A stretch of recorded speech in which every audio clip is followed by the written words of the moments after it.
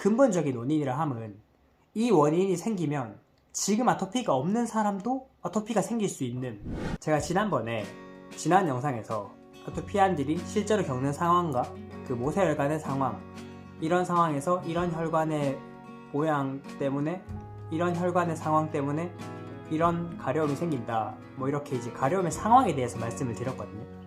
제가 지난 영상에서 말씀드린 거는 상황이고, 그 상황이 촉발되는 그 무언가가 원인이다.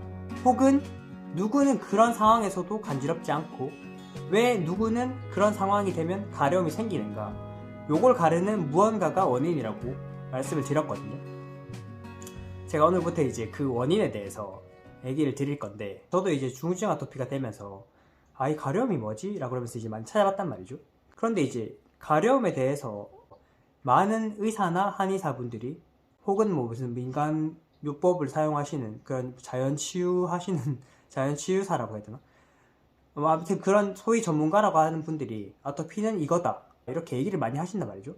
그리고 이제 병원이나 한의원 가면 의사분들이 아토피는 이것 때문이라고 이제 나름대로 원인을 얘기하실 때가 있단 말이죠. 그 원인들을 들을 때 저는 이 아토피를 가지고 있는, 실제로 가려움을 느끼는 입장에서 그 가려움의 원인이라고 얘기하는 그것들이 별로 와닿지가 않았단 말이죠.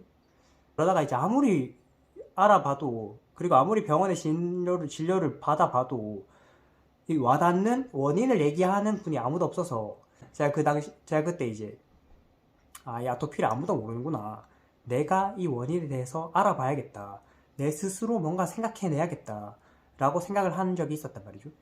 그래서 오늘 이 영상에서는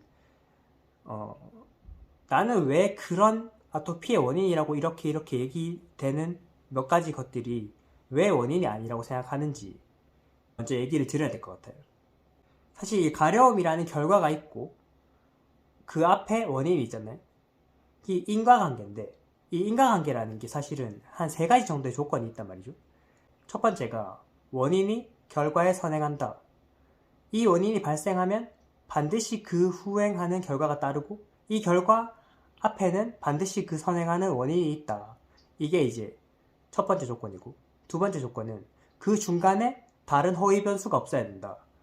이 원인이 원인처럼 보이지만 그 중간에 사실 다른 게 개입됐고, 그 개입된 거에 의해서 이 결과가 빚어진다. 이런 허위 변수가 없어야 되고, 세 번째는 이 원인의 값을 뭐 상승시키거나 강화시키면 이 결과값이 같이 상승되거나 같이 올라가야 되고, 이 원인의 값을 완화시키거나 감소시키면 이 결과값이 같이 같은 방향으로 감소되거나 완화돼야 된다. 이게 인과관계 조건으로서 얘기된단 말이죠. 이게 3가지가 충족이 안 되면 이거를 이제 보통 뭐 개연성 뭐 이렇게 얘기하고 인과관계라고 얘기를 안 해요. 그런데 이제 보통 이 한간에 얘기되는 이 아토피의 원인들 여러 가지가 있죠. 이 제가 가려움을 직접 느끼는 이 몸을 가진 이 느낌까지 가진 제 입장에서는 이런 얘기들이 와닿지가 않는 거예요. 와닿지 않는 이유가 이 3가지 조건에 잘 부합하지 않는 거지. 그러니까 개연성은 있을 수 있는데 인과관계 형성이 안 된다고 생각하는 거예요. 그래서 오늘 이제 그 하나하나를 이제 왜 이런 이유에서 그거는 인과관계 형성이 안 된다를 얘기를 드릴 거예요. 첫 번째로 가장 많이 얘기되는 게 자가면역 질환이라는 얘기를 하잖아요. 아토피는 면역이 과민하게 이상 반응을 일으켜서 가려움이 유발되는 거다. 여기서 면역 활동이 이상하게 일어나고 과민하게 일어나고 그 이후에 뭐 인터루킨, 뭐 히스타민 이런저런 얘기가 나오면서 이후에 가려움이 유발되는 거죠. 이 면역 활동 자체를 자가면역 질환이라고 얘기하는 게 이 앞의 상황을 모르기 때문이에요. 이 앞의 상황이 이제 눈에 보이지 않고 증명이 되지 않으니까 이 뒤에부터 얘기를 하는 거죠. 그래서 여기 시작을 모르겠다, 이거 왜 이렇게 되는지 모르겠다라는 말 대신에 자가면역 질환이라고 하는 것 뿐이에요. 그러니까 자가면역 질환이라는 용어 자체가 이 앞에 얘기는 다루지 않겠다는 얘기인 거죠. 이 뒤에 얘기부터 하겠다는 거죠. 그래서 이 뒤에 여러 가지 기전들을 가지고 이제 뭐 신약들이 개발되고, 뭐 면역 억제제라거나 아니면 듀피젠트라거나 개발되고 사용되고 있죠.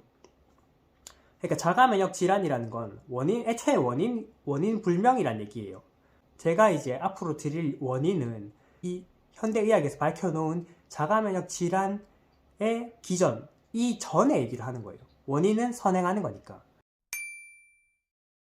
두 번째로 주로 얘기되는 게 피부 장벽이 무너졌던데, 마찬가지죠. 피부 장벽이 무너진 이유는 모르겠고, 피부 장벽을 어떻게 해결하겠다. 이 현대의학은 아무래도 대증요법이기 때문에 이 증상을 완화시키는 거에 초점을 둔단 말이죠. 그래서 이거의 원인에 대해서는 누군가가 연구하고 있는지 모르겠지만, 보통 피부과나 병원에서는 이 원인에 대해서는 거의 얘기되지가 않아요. 피부 장벽이 무너진 거는 원인이 아니죠. 그 피부 장벽이 무너진 것에 선행하는 그 무언가가 원인인데, 피부 장벽이 무너진 거로부터 시작을 하니까 원인은 아예 생각을 안 하는 거죠. 이 뒤에 후행하는 결과값을 자꾸 바꾸려고 하는 거죠. 그래서 피부 장벽이 무너졌다도 결국 자가면역 질환이라고 하는 것과 마찬가지로 이 중간 기전부터 얘기하는 거기 때문에 원인이라고 할 수조차 없는 거죠. 제가 이제 피부과를 로컬 병원, 대학병원 뭐 이렇게 합쳐서 한 열 몇 분 정도의 진료를 받아왔거든요. 그 중에 이제 몇 분은 이제 건조함을 이제 아토피의 원인이라고 꼽는단 말이죠.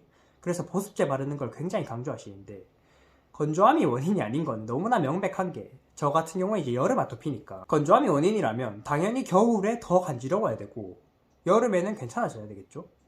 아마 그런 의사도 사람이니까 자기의 경험을 토대로 어떤 이제 사고 체계를 갖춰 나갈 텐데, 기본적으로 건조함이 원인이라고 주장하는 의사분들은 자기가 겨울에 받는 환자들만 생각한 거야. 여름에 환자들 받는 거는 뭐 그냥 따르게 뭐 이 사람만 특별하게 뭐 예외로 생각하거나, 아니면 겨울에 아토피가 있어서 더 심한데 여름에도 조금 남아있는 상태, 뭐 이렇게 생각하는 거겠죠.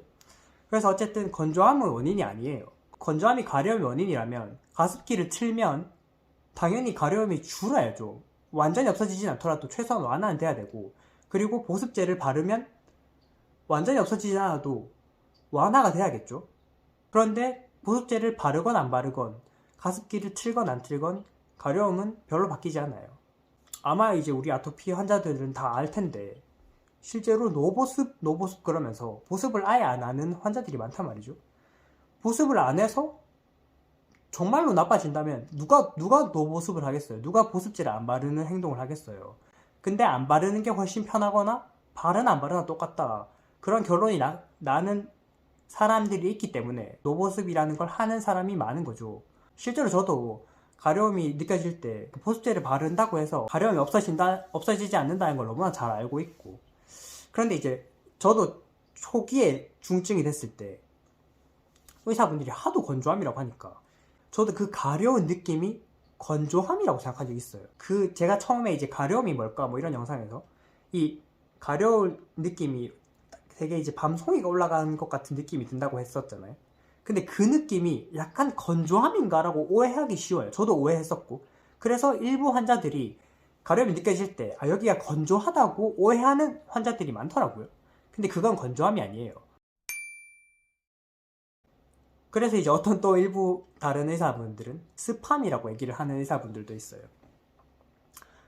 이제 그분은 이제 여름에 많이 아토피 환자를 많이 받았겠지. 그래서 자기의 경험에 의해서 이 가려움이라는 게 습할 때 생기는 거구나 라고 또 생각을 하고 얘기를 하는 것 같은데, 스팜도 아닌 게, 제가 이제 운동할 때 가려움의 상황에 대해서 얘기를 드린 영상이 있는데, 운동을 일정한 강도로 할 때, 뭐 조깅 같은 일정한 강도로 할 때 땀이 굉장히 많이 나지만, 땀이 굉장히 많이 남에도 불구하고 가려운 부위를 제가 이제 막 조깅하다가 이게 가려운지 안 가려운지 이렇게 막 긁어본단 말이죠.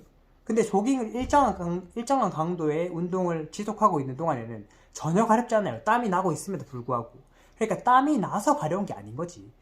이게 땀이 나서 간지럽다고 생각하시는 의사분들이 많은데, 땀이 나서 간지러운 게 아니에요. 땀도 어떤 결과값이잖아. 그 전에 어떤 상황에 의해서 가려움이 유발되고 그 상황에 의해서 땀도 나는 거지. 그리고 스팜이 아토피 원인이라면 또 겨울 아토피도 말이 안 되는 거지. 겨울에는 땀이 안 나는데, 땀이 아무래도 덜 나는데, 겨울 아토피 경우에는 여름에는 완전히 멀쩡하고 겨울 되면 이제 슬슬 간지럽기 시작한단 말이죠. 그럼 이제 스팜도 아니라는 얘기가 되잖아요.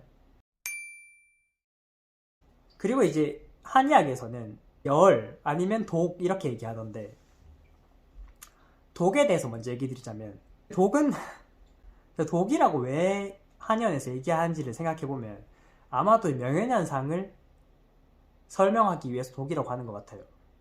거의 모든 한의원에서 치료를 시작하면 명현현상이 생긴다, 뭐 생길 수 있다라거나, 그 초반에 이제 더 나빠지는, 더 악화되는 시간이 있다라고 얘기를 한단 말이죠.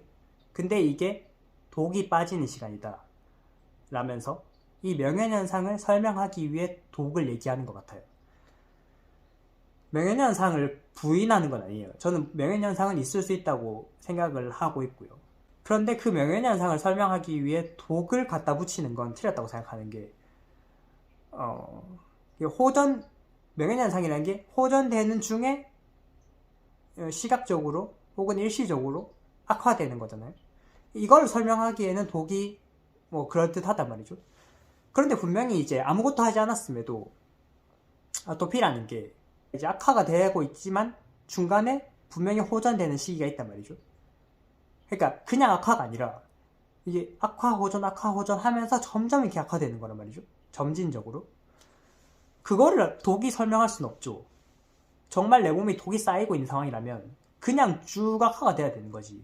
그 중간에 호전되는 거를 독으로는 설명이 안 되는 거죠. 그리고 독이 또 설명 못하는 게, 겨울 아토피의 경우에는 따뜻한 지방으로 동남아 같은 데로 놀러 가면 바로 괜찮아진단 말이죠. 그게 진짜 독이라면 따뜻한 지방으로 가서 독이 빠지는 시간이 지나고 나서 괜찮아져야지. 진짜 독이 빠져야 괜찮아지는 거라면. 그러니까 이제 여러 가지 상황이 독으로 설명이 안 돼요. 그리고 주로 이제 진물라는 걸 독이라고 하던데, 제가 이걸 나중에 영상을 만들 거예요. 진물은 독이 아니에요. 하도 한의원에서 그렇게 얘기하니까 이 환자들도 진물은 독 빠지는 거라고 생각을 해요. 마치 이 아토피를 건조함이라고 생각하는 것처럼 이 진물 나는 거를 독 빠지는 거라고 생각하고, 진물 다 빠지면 독 다 빠지는 거고 그때 되면 낫기 시작한다, 이렇게 오해를 하고 있더라고요. 아무튼 이 독이 빠지는 거는, 독이 빠져 낫는다, 이거는 저한테는 이제 와닿지가 않는 이유고요. 그리고 열도 제가 이제 처음 한의원에 갔을 때, 중학생 때 이게 두 군데 갔다고 말씀드렸는데, 한 군데가 이제 독이라고 했고 한 군데가 이제 열이라고 했단 말이죠. 근데 여기는 열이 많아서 열을 내려야 된다라는 입장이었어요. 근데 그거 먹고 이제 너무 심해졌다고 제가 앞에 영상에서 말씀드렸잖아요. 그래서 제가 그게 너무 심해져서 그 이후 중증이 되고 나서 다시 이것 때문에 심해졌으니까 열을 오히려 올려주는 한의원을 찾아가자 해서 한의원을, 열을 올려야 된다라는 한의원을 찾아갔단 말이죠. 근데 열을 올리다 보니까 열을 올려야 된다는 건 맞는 것 같아요. 제가 그 한의원에 한약을 먹으면서 사이포린도 끊을 수 있었고 항히스타민제도 끊을 수 있었단 말이죠. 심부 온도 1도로 올리면 면역력이 올라간다, 뭐 이런 책도 유행하고, 또 한의원에서도 거의 같은 입장이었어요. 심부 온도를 올리면 아토피가 낫는다, 피부가 깨끗해진다, 이런 입장인데, 요 입장은 제가 이제 틀렸다고 얘기하는 건 아니고 맞는데, 이 열을 올리는 과정이 그 한의원에서 하는 치료로는 열이 어느 정도 올라가다가 정체가 된다 이거죠. 여기서 이까지 올라가야 되는데, 만약에 이까지 올라가야 아토피가 낫는 거라면 거기 한의원에서 하는 방식은, 제가 이제 먹다가 오히려 심해져서 그만 먹게 됐는데, 그 한의원에서 하는 방식은 열을 조금 올리고 금방 정체가 돼요. 더 이상 열이 올라갈 수 있는 방식이 아니야. 그래서 열을 올려야 된다는 건 제가 동의를 하는데, 그러니까 열이 부족한 게 원인이다, 이거는 정확한 원인은 아닌데 이 전체 원인의 일부 중에 하나긴 해요. 제가 생각하는 전체 원인 중에 일부이기는 한데, 이 일부만으로는 전체 원인을 커버할 수가 없고, 이 일부만으로는 이 일부를 해결하는 것만으로는 열을, 아토피가 나을 만큼 올릴 수조차 없는 거죠. 그러니까 치료 방법이 잘못된 거야. 그나마 원인이라고 생각은 하는 거죠. 아무튼 이제 한의원에서 얘기하는 뭐 독이라든가 열이라든가 이게 근본적인 원인이 아닌 거죠. 그리고 나서 제가 또 드리고 싶은 말씀이, 뭐 스트레스나 아니면 뭐 커피, 미세먼지, 아니면 각종 음식들, 뭐 아니면 심하게는 담배, 뭐 이런 것들이 그런 것들은 원인이 되지 않냐라고 얘기를 하실 수도 있는데, 그 근본적인 원인은 아니고 당장 이 상황을 촉발하는 원인이긴 해요. 쉽게 말하자면 밀가루가 아토피의 원인은 아닌 거죠. 저는 밀가루를 먹으면 간지러운 게 맞아요.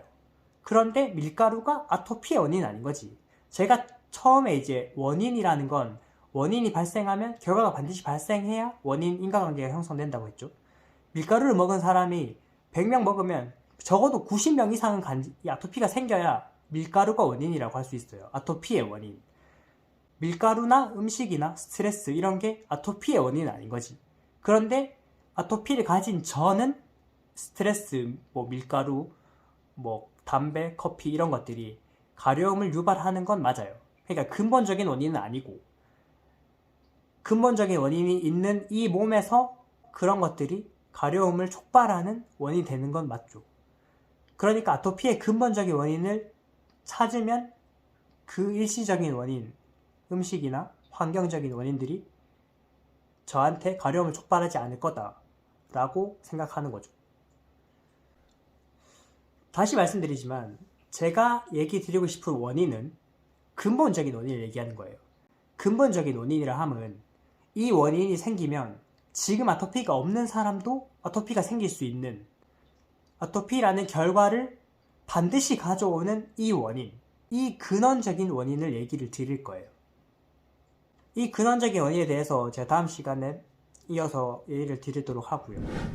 아무튼 오늘 이렇게 기존의 아토피의 원인이라고 얘기되고 있는 그런 것들에 대해서 저의 생각을 말씀드렸는데, 다음 시간에 제가 아토피의 원인에 대해서 또 얘기 드리도록 하겠습니다.